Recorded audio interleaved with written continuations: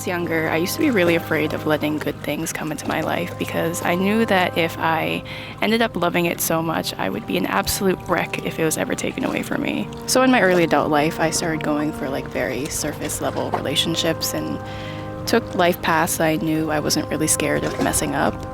But slowly I started to realize that not going for what you want because you're afraid that you don't have complete control over the outcome is not really a good way to live. So over the summer and kind of over this past year, I decided to stop doing all that. And the conclusion was yes, certain things have been taken away from me and certain things didn't go out the way I expected it to. And I was absolutely right.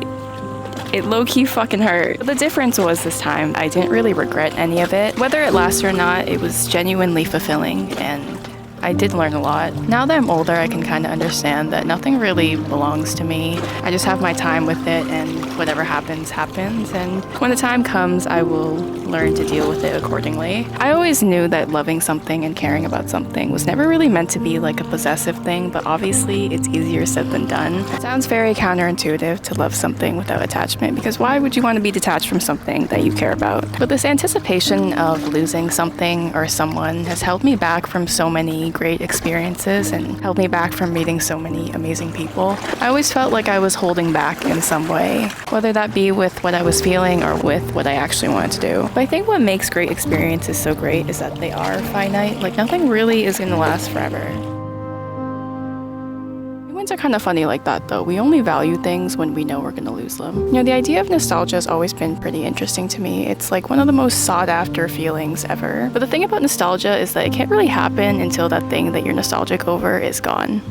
Like forever. I think what's beautiful about nostalgia is that it's a certainty in your life when everything else isn't. Like you already know how the story plays out, you know what happens, so everything is very safe and comfortable. And you know, the more I see chapters closing and new ones beginning, the more and more I realize that there is beauty in the end of things. You just don't really see it because it's clouded by so many other feelings and emotions. Because endings come with a lot of safe memories and a lot of new certainties as well. Like I can definitely say that I had a good time when I had a good time, you know? Who the hell is screaming?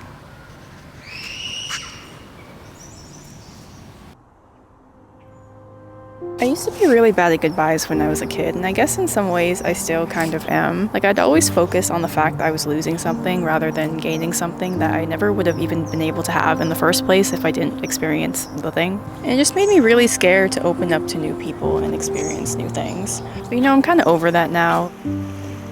I like to look at it literally like the end of a book. You know when you're reading a book and maybe it takes you a while to get into it? Slowly though, you start to get comfortable with it and now it feels familiar. And then eventually it ends, and it's kind of sad, you know, you miss the characters and being a part of their world. You did it though, and you're done. So no more mystery, no more plot. Kind of like nostalgia, everything is certain now and safe. It's kind of satisfying that you made it to the end, but nonetheless, still a little sad. But it's not like you can beg for more pages and they just like suddenly appear. That's just it, you know? Then after some time when you're ready, you start reading another book. And you don't know if you'll like it or not. And that's the scary part. It doesn't mean that you never read again though. You give it a chance like you did the last story. And you trust that if you don't like it, there'll always be another one.